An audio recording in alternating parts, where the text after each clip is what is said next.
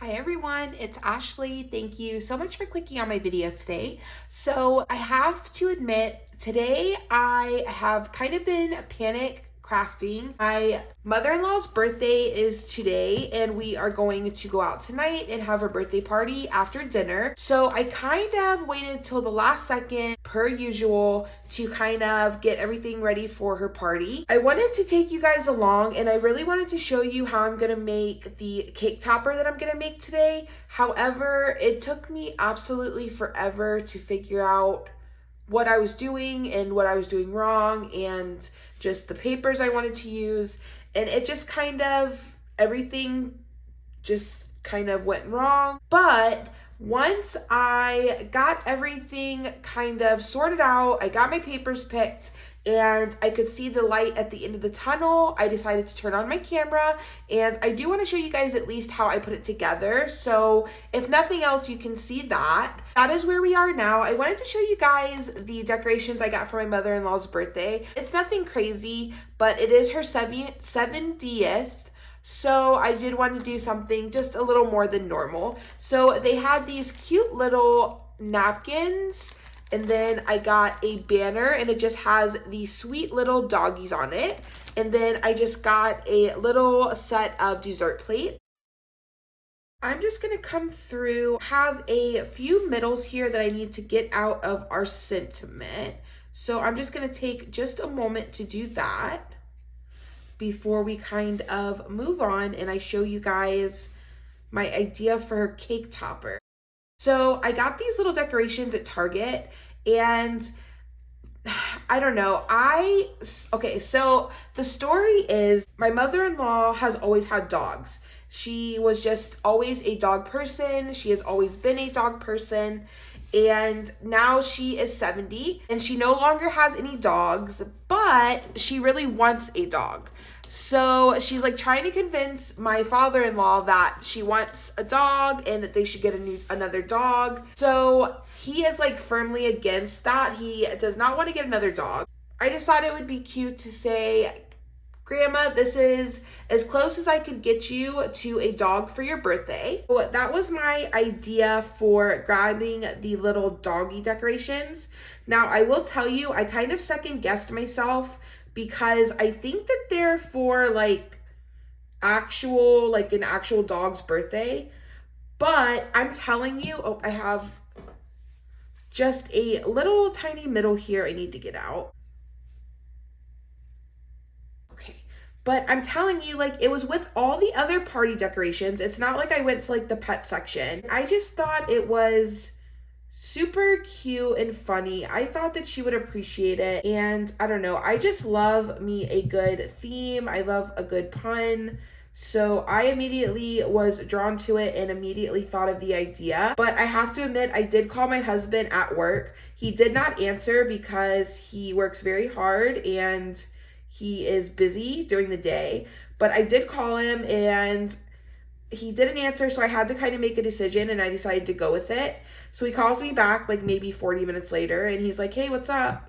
And I had sent him a picture of the napkins and I was like, I just had a question about your mom's decoration, just kind of second guessing myself. And he's like, well, what did you decide? And I was like, I decided to go with it. And he's like, perfect. He's like, I think it's great. I think she'll love it. So it was just funny because I was like, well, I hope she doesn't think that I'm like, got her dog decorations. But I really do think that she will enjoy the little humor behind it. So I just went in and typed out some text, and then I took that text and just put it on an offset a few times. Coming in with some art glitter glue, I just put some glue on the back of that. And now I'm going to do my best to put this right on my offset layer. That glue gives us just a little bit of time, but I did not put a lot of glue, so we're not gonna have a lot of time, right? Just being mindful, trying to work as quickly as you can. I will tell you, I will be like the first one to like rip this right off the paper and try again. So, but I do try to get it as close as I can without having to do that. Okay, and I was very, very mindful of trying to keep the little dot to my eye, so I did manage to keep track of it.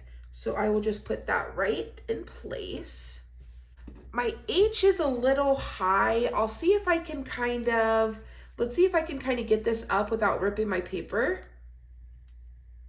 And then see if I can get that back down just a little more centered. And then I'll just try to get that H just a little more where I'd like it, just so it's not as obvious that it is a little off. But for me, the rest of it looks just fine. So now my next layer is, I believe, this one here. So now this will go right on top of this, just like that. So I'm gonna go ahead and again add some glue to our offset layer. When I turn this over, I can see here that there's like a little bit of that D sticking out. So flipping it back over, I didn't really notice, but it is a little off-centered here.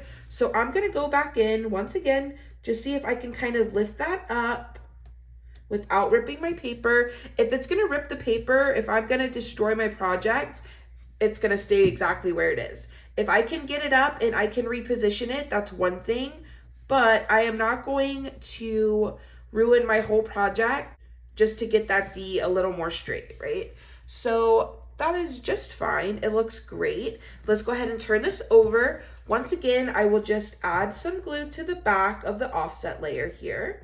It's nice because it's like as you do every layer, it gets a little easier and a little easier because the layers get a little bigger and a little bigger. So that first one you lay down is going to be the toughest, but it does get a little easier from there. Now I am going in with glue, being mindful of like the edges of my letters, but I do like to finish these with Mod Podge, so you don't have to. And if you're not going to, I would just say be very, very liberal with your glue, just to make sure that you get it down really nicely and it stays where you like it. But because I do like to finish mine with Mod Podge, I'm really just using the glue just to get it down for now, to get it to stay in place until I can get that Mod Podge on and get it set, right? So I think that that looks pretty good. Our little cake topper is coming together here. Now, next I will use this white layer once again. I'm actually gonna take this precision nozzle off so I can get just a little bit more glue here because I need a little extra room, right? This is bigger, it is a little easier, but it's also a lot easier for your eye to be drawn to if it's off. So I want to give myself just a little more grace and put down just a little more glue just so I have some extra time here. I just bring in this little tool I got at the Dollar Tree. It just is like pokey at the end, and I'll just take that and kind of grab any glue that has seeped out from any of my layers. But this is super forgiving. The last layer, I wasn't exactly sure if I wanted to do it or not. Let's see. So I was gonna kind of stop here, and I think that's really cute. But I also cut this one because I thought that this would also be really interesting and kind of bring in another pattern and also bring in some blue, which I want to tie a little bit of this blue from his hat in a little more because I am having this little doggy put on her cake. I'll tell you what I'm gonna do actually. So first of all, I'm gonna go ahead and let's go ahead and Mod Podge this. So just bringing in, I have this container of gloss Mod Podge. I just get a bigger tube of it at Hobby Lobby, and I just have a bigger foam brush here. I'm just gonna bring this in and really kind of applying and getting a lot of that Mod Podge down because I don't want to scrape this against my paper, right? I really want to get a nice layer of Mod Podge on it. I don't want to kind of scrape my way and fight my way through getting Mod Podge here. And then this little thing that I brought out is just, I keep the backs of like paper packs when I'm done with them. the little cardboard backs. And then I use that to paint on or Mod Podge on, so that way I don't get my desk dirty. So if you're wondering where this crazy looking mat came from, that is all it is just a piece of cardboard from a paper pack. As you put the Mod Podge in, you'll really be able to see kind of where you put it and where you haven't.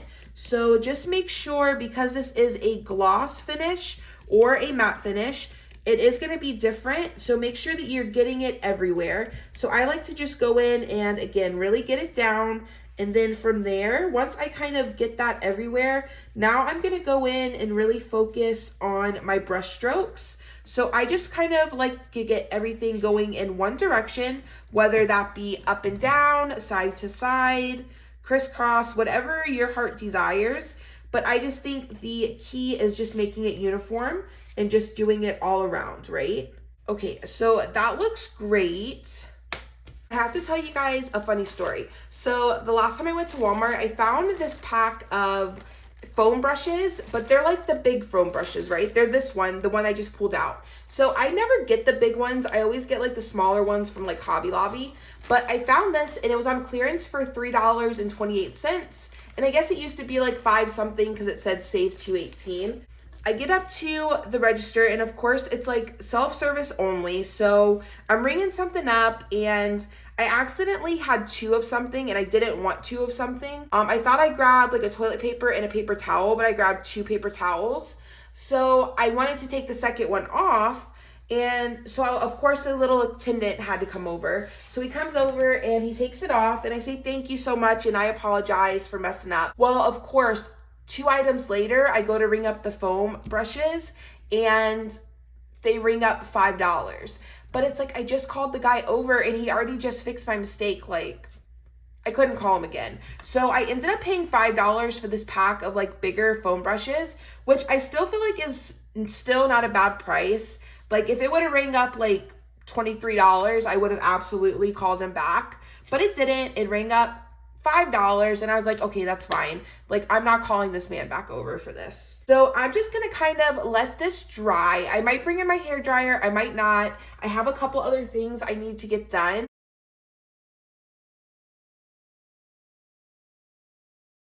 I would say this is maybe like 70% dry, just about there. But I do need to get this wrapped up. So just turning this over, I decided to come in with some foam tape. And I think that that will just give us some really nice dimension in our cake topper. So I'm gonna kind of just start applying foam tape kind of where I can and how I can. This is the widest of the trio that comes in the trio from Dollar Tree. Just going around focusing mainly on my edges first. Now I wanted to get rid of these little foam squares so bad because I said in another video, it wouldn't stay rolled up and it was like, it would always drive me nuts that it was always coming unrolled. But now I wish that I had more of those because I think that those would be a lot more convenient for this project, just because I would be able to really get those in every area. But you can definitely also do it with the strips. You just have to be a little more creative. I will say that this will be much easier to get all the backs off of. So there is a bright side.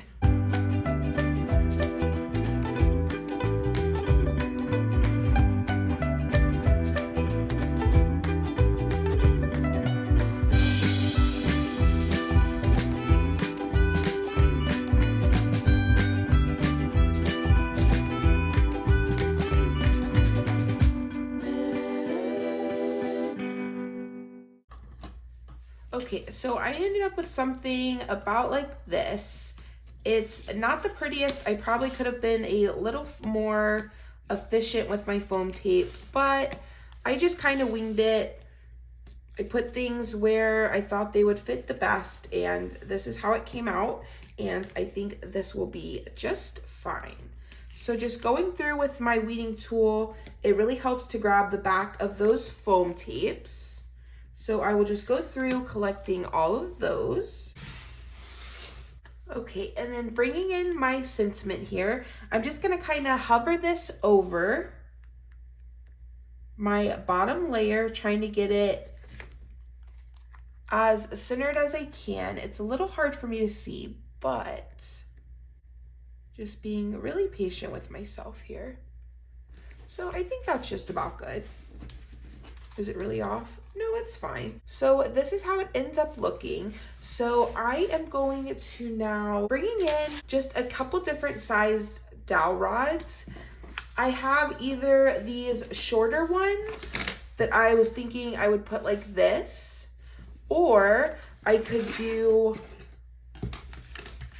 the longer, skinnier ones. So I definitely think I'm gonna do the shorter ones. I just think they look a little better. But now, do I wanna do two, or do I wanna do one? I don't know, something about one and just having it kind of tilted to the side. What about if we do two and put two together? Yeah, I think that is my final answer. So I'm gonna go with something just about like that. I think that is super playful and cute.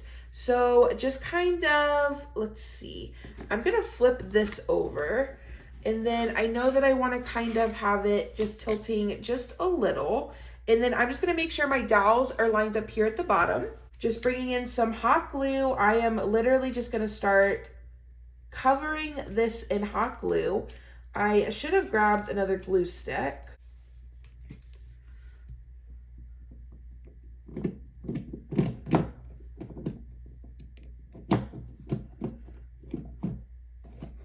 You know, YouTube 101 should be make sure you have a new glue stick in your glue gun before you start filming. I am definitely an amateur and I am learning as I'm going, so forgive me there. Now, because I did use so much hot glue and I do want this kind of in a specific place, I am going to hold this. So I am going to give this some time to just set up exactly where I want it, because right now if I was to let this go, it would, I think, kind of just run a little bit, right? And maybe separate. So I'm just gonna hold this for just a second. So this is how our sweet little cake topper came out. You can see there the nice dimension we get with that foam tape is really, really nice, and I really appreciate that. So guys, thank you so much for watching my video today. I hope that you were inspired by this cake topper, and I'll see you in the next one. Bye.